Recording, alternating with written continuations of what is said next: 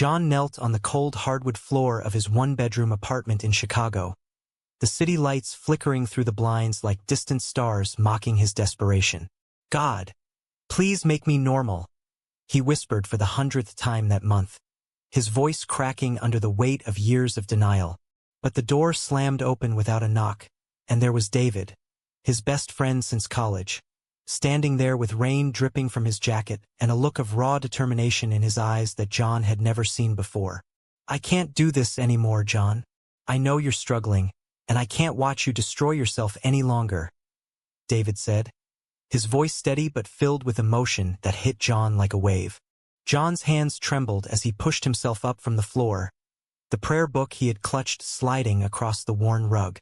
At 28, he had built a careful life in the heart of Illinois.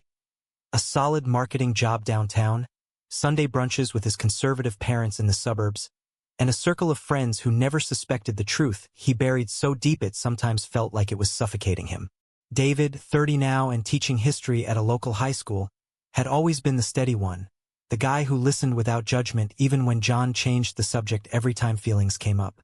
They had met in freshman orientation, bonded over bad dorm food and late-night study sessions.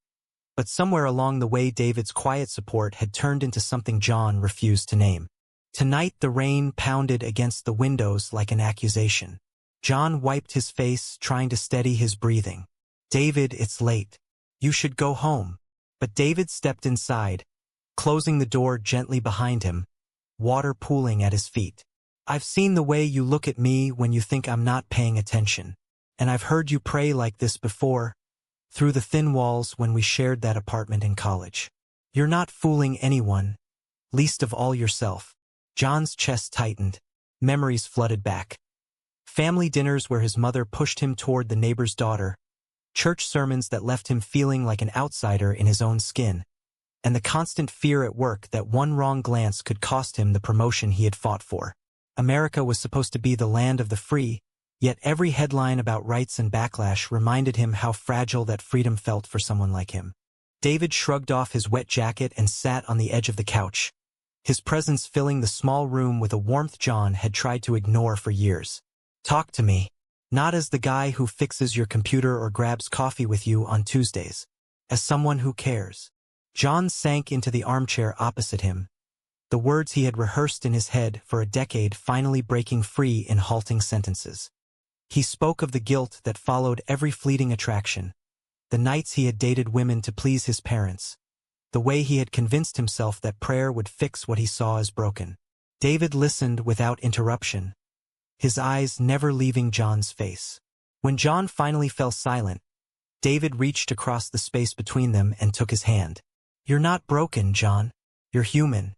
And whatever comes next, you don't have to face it alone." For the first time in years, the knot in John's stomach loosened just a fraction. They talked until the rain eased into a drizzle, sharing stories of small moments John had buried. The college party where their eyes had lingered too long. The road trip where silence felt comfortable rather than awkward. David admitted his own feelings had grown quietly, patiently, never pushing because he knew John's internal battle.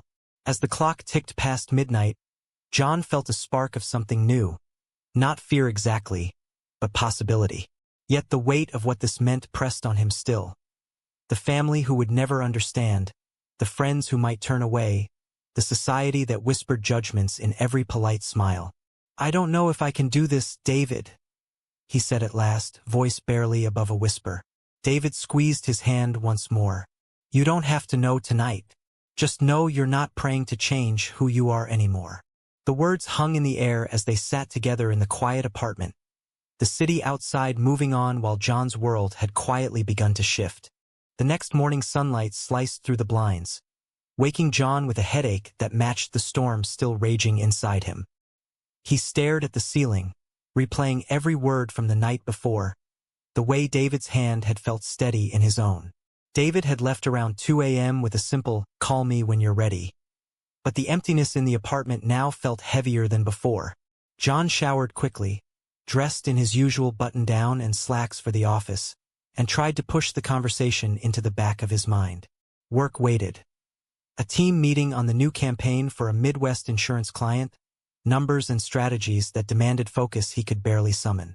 At the office downtown, colleagues laughed over coffee about weekend plans, and when Mark from accounting joked about those people in the news again, John forced a smile that felt like glass cracking.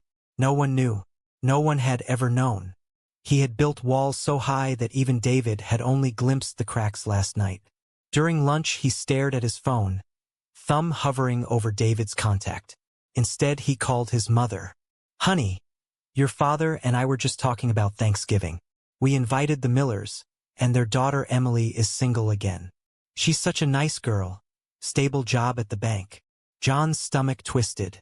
He mumbled something about being busy with work and hung up, the lie tasting bitter. The rest of the afternoon blurred into emails and spreadsheets, but his mind kept drifting to David's eyes, the quiet acceptance there that no prayer had ever given him. By evening, the guilt had settled like lead. He drove to the small park near his building, the one where he and David sometimes grabbed takeout and watched joggers pass. David was already there on their usual bench, 2 coffees in hand, as if he had known John would come. "You didn't call, but I figured the silence meant you were overthinking." John sat, accepting the cup, the warmth seeping into his cold fingers. They talked again, this time about practical fears, what his parents would say, how his boss might react if word spread, the friends from church who posted Bible verses online without realizing how those words cut. David shared his own story, coming out to his family in California years ago, the initial tears and distance that eventually softened into cautious support. "It wasn't easy, but pretending was killing me faster," he said. John listened, nodding, but the internal battle raged on. Part of him wanted to run back to the safety of denial, to keep praying for a version of himself that fit the picture his family had painted. Another part, small but growing, wanted to lean into the peace he had felt last night. They walked back to the apartment together, the conversation flowing easier now, laughter slipping in over shared memories of college pranks. Yet when they reached the door, John hesitated. "What if I mess everything up? My job, my family, everything I've built?" David turned to him, the streetlight catching the sincerity in his expression. "Then we rebuild. Together, if you'll let me." John didn't invite him inside that night, but the hug they shared on the sidewalk lingered longer than friendship allowed. A silent promise that the night before had cracked open something irreversible. As John climbed the stairs alone, the prayer he had whispered for years felt distant, replaced by the echo of David's voice offering a different kind of salvation. Weeks passed in a haze of stolen conversations and careful distance at work and family gatherings. John found himself smiling more at David's texts during the day, small jokes that lightened the load he carried. But the cracks widened when his sister called from out of state, excited about her upcoming wedding and hinting that John should bring a date. "Mom keeps asking if you're seeing anyone special. You know how she is." The pressure mounted like a slow-building storm. At the office, a new client project required late nights, and when a coworker casually mentioned a gay colleague in another department with a sneer, John felt the familiar shame rise. He canceled plans with David twice, citing deadlines, but the guilt only grew. One Friday evening, his parents drove into the city unannounced for dinner. They sat in the apartment, praising the nice place, while his mother eyed the single bed and sparse decorations. "You work too hard, son. When are you going to settle down? Your father and I aren't getting any younger." John deflected with stories about work, but the tension coiled tighter. Later, after they left, he called David in a panic. "They suspect something. I could see it in their eyes." David arrived within the hour, bringing Thai takeout and calm presents. They ate on the floor, talking through the fear. David suggested meeting them together someday, as friends first, but John shook his head. "It's not that simple. They have their church, their friends, the whole life they built around the idea of me as the perfect son."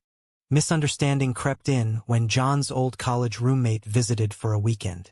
He noticed the change in John, the way his eyes lit up at David's name in conversation. "Dude, you two always were close, but something's different." John brushed it off, but the seed of doubt planted itself. David sensed the withdrawal and confronted him gently one night after a movie. "Are you pulling away because of them, or because you're scared of us?" The question hung heavy. John admitted the truth in pieces. The betrayal he feared from friends, the loss of family approval, the way society still made spaces feel unsafe for men like them. They argued briefly, voices rising for the first time, but ended in quiet understanding. David left with a promise to give John space, yet the absence hurt more than John expected. Alone again, John stared at the prayer book he had tucked away weeks ago. The words no longer brought comfort. Instead, memories of David's steady hand and honest eyes filled the room. He realized the real crisis wasn't the prayer for normality. It was the fear of losing the one person who saw him completely. The weekend stretched long, filled with restless walks through Chicago's neighborhoods, watching couples of every kind hold hands without fear. By Sunday night, John texted David a simple, "I miss talking." The reply came instantly, "Doors always open." The small step forward felt like a victory amid the growing storm of family expectations and unspoken truths. The confrontation came sooner than John expected. His parents invited him home for a family barbecue, and when he arrived, Emily from the bank was there, smiling politely under his mother's watchful eye. The afternoon dragged with forced conversations and pointed questions about his single status. John escaped to the backyard, heart pounding, when his father pulled him aside. "Son, we love you, but we worry. A man needs a wife, kids, stability. Whatever doubts you're having, prayer will guide you." The words echoed the very prayers John had abandoned, and something inside him snapped. He drove back to the city in silence, then straight to David's apartment without calling ahead.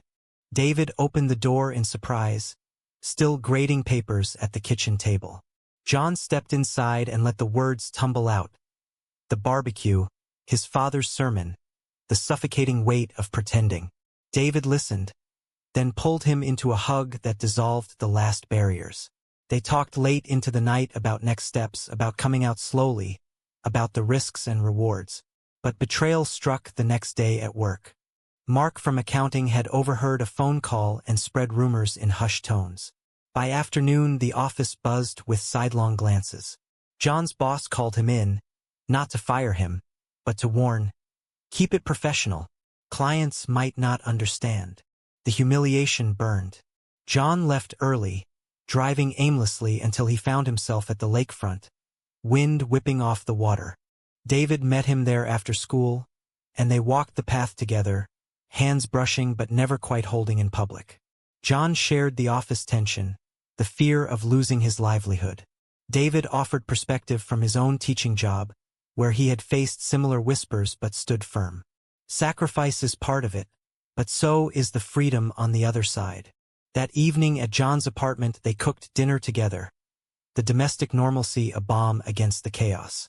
Yet when John's sister texted photos from the wedding planning, including a not-so-subtle suggestion he bring a nice girl, the internal conflict surged again. David noticed the shift and asked directly, "Do you regret last month?" John shook his head, but the doubt lingered. A misunderstanding deepened when an old friend from church reached out, inviting John to a men's retreat focused on overcoming struggles. John declined politely, but David saw the invitation on the counter and assumed John was considering it. The argument that followed was raw. Accusations of backsliding, fears of abandonment. They parted tense, but by morning John showed up at David's classroom after school with coffee and an apology. "I'm not going back to that life. I just don't know how to tell them without losing everything." David smiled, the tension easing. "One step at a time. I'm here for all of them." The night ended with a quiet promise, the bond stronger despite the external pressures mounting from family, work, and the society that still demanded conformity. John's awakening was no longer a distant hope but a daily choice, each decision carving a path toward the man he was finally ready to become. Summer brought no relief. John's parents scheduled a surprise visit to the city, arriving with suitcases and expectations. Over dinner at a downtown restaurant, they pressed harder than ever. "We heard from the Millers that Emily asked about you. She's a good Christian girl, John." The words landed like stones. When David texted to check in, John silenced his phone, shame flooding him. Later that night, alone in the apartment, he broke down, the years of hiding crashing over him. He called David at midnight, voice raw. "I can't keep lying to them." David arrived, and they sat on the roof overlooking the skyline, talking until dawn about sacrifice. Perhaps moving, changing jobs, facing the fallout. The breaking point arrived when a mutual friend betrayed the secret. John's college roommate, during a casual call, mentioned seeing John and David together, and word reached his parents through church circles. The phone rang at 6 a.m. His mother's voice cracked with hurt and anger. "Is it true? Are you with that David boy?" John froze, then spoke the truth for the first time to them. Yes, he was gay, and David was more than a friend. The line went silent. Then his father took over, quoting scripture and demanding he come home for counseling. John hung up, shaking. David held him through the tears, offering no false promises but steady presence. "This is the cost. But you're not alone." Work grew tense as rumors spread further. John faced awkward meetings and reduced responsibilities, the subtle prejudice chipping at his confidence. A close colleague he had trusted pulled away, citing personal beliefs. The isolation stung, but David introduced him to a small support group of men navigating similar journeys, stories of loss and eventual peace that gave John strength. One weekend they drove to a quiet cabin upstate for escape, walking trails and sharing dreams for the future. A life without hiding, perhaps even family of their own someday. Back in Chicago, the family silence stretched into weeks, letters arriving filled with disappointment and conditional love. John read them with David, processing the pain together. Yet growth emerged in the struggle. John started therapy, unpacking the internalized shame prayer had never healed. He advocated quietly at work for inclusive policies, small acts that built courage. David stood by every step, their love deepening through shared vulnerability. When John's sister called privately, offering tentative support, it felt like the first crack of light. The sacrifices were real. Strained family ties, professional setbacks, lost friendships. But the awakening was undeniable. John no longer prayed to change. He prayed for strength to live true. The path ahead remained uncertain, but with David beside him, the man he had become felt whole for the first time. Fall painted Chicago in golds and reds, mirroring the shift inside John. The family rift had not healed fully, but his sister visited alone one weekend, listening without judgment and promising to keep talking to their parents. Work stabilized when the company rolled out diversity training, partly inspired by John's quiet persistence. He and David settled into a rhythm. Shared dinners, weekend hikes along the lake, quiet evenings where words were unnecessary. The misunderstandings and betrayals of the past year had forged something unbreakable. John stood taller now, his decisions no longer driven by fear but by conviction. One crisp evening they returned to the apartment where it all began. John pulled out the old prayer book, not to kneel but to close it gently and place it on the shelf as a reminder of the journey. "I don't need to be normal anymore. I just need to be me." David smiled, drawing him close in the same spot where rain had once fallen. They talked of the future, perhaps moving to a more accepting neighborhood, building a life visible and proud. The sacrifices had cost friendships and family ease, but the rewards were deeper connections, authentic joy, and a love that had weathered every storm. John's growth was complete in its imperfection. He still felt the pull of old doubts sometimes, but now he faced them with David and the community he had found. As the city lights twinkled outside, they stepped onto the balcony, hands intertwined openly for the first time without glancing over their shoulders. The emotional journey had been long, filled with internal crises, societal pressures, family conflicts, and pivotal choices, yet it had led to this moment of peace and purpose. John turned to David, the man who had sparked his awakening, and whispered thanks for the night that changed everything. Their story was not an ending but a beginning, one lived fully in the truth they had fought to claim. True or false? Living authentically always brings more peace than hiding ever could, no matter the cost.